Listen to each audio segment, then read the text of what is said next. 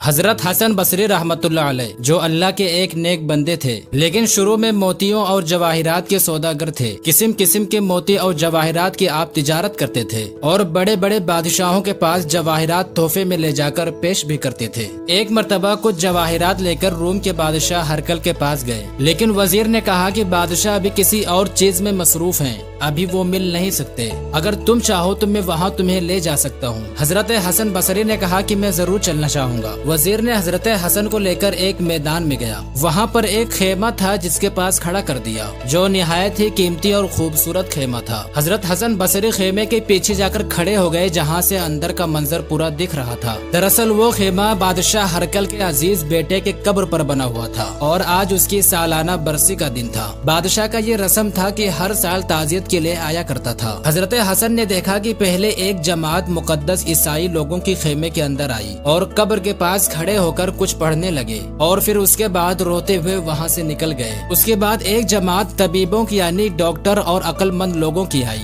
یہ لوگ بھی ننگے سر قبر کے پاس کھڑے روتے رہے اور تھوڑی دیر کے بعد یہ بھی نکل کر چلے گئے۔ اس کے بعد فوج اور ان کے افسروں کی جماعت تلوار لے کر اندر داخل ہوئی، وہ بھی قبر کی سلامی اتار کر کچھ دیر تک کھڑے رہے، اس کے بعد واپس چلے گئے۔ فوجی لوگوں کے بعد ایک جھنڈ نوجوان عورتوں کا آیا، جن کے سر کے بال کھلے ہوئے تھے، ان کے ہاتھوں میں سونے کی تھالیاں تھیں جن میں موتی اور جواہرات بھرے تھے۔ ان عورتوں نے قبر کا طواف کیا اور بہت رو کر یہ بھی خیمے سے باہر چلی گئی۔ جب سب باہر آ گئے تو ان سب کے بعد بادشاہ خود خیمے کے اندر آیا اور قبر کے پاس کھڑے ہو کر کہنے لگا کہ بیٹا تو مجھے بہت پیارا تھا، مگر افسوس کہ تو دنیا سے چلا گیا۔ اگر مجھے یہ معلوم ہو جائے کہ جس نے تیری جان لی ہے وہ بڑے بڑے راہبوں اور پادریوں کا کہا مان کر تیری جان واپس کر دے گا، تو یہ بڑے بڑے عیسائی اور راہب اس کام کے لیے تیرے پاس حاضر ہیں، مگر میں جانتا ہوں کہ ان کے کہنے سے کچھ نہ ہوگا۔ اگر مجھے یہ معلوم ہو جائے کہ عقل مندوں اور طبیبوں کی تدبیر کرنے سے خدا تیری جان بخش دے گا، تو یہ بہت بڑی جماعت طبیبوں اور بڑے بڑے عقل مندوں کی تیرے قبر کے پاس کھڑی ہے اور تیری رہائی کی تدبیریں کرنے کو موجود ہیں، مگر میں جانتا ہوں کہ تجھے ایسے زبردست نے مارا ہے کہ اس کے سامنے کسی کی تدبیریں نہیں چلتی۔ اور پھر کہا کہ اگر مجھے معلوم ہو جائے کہ جس نے تیری جان نکالی ہے وہ کسی بڑی فوج سے ڈر کر تجھے چھوڑ دے گا، تو یہ بڑی فوج اور فوج کے افسر تجھے قید سے چھڑانے کو تیری قبر کے پاس موجود ہے، لیکن مجھے پتا ہے کہ جس نے تجھے قید کیا ہے وہ ایسا زبردست خدا ہے کہ کوئی فوج اس کے سامنے کوئی ہستی نہیں رکھتی۔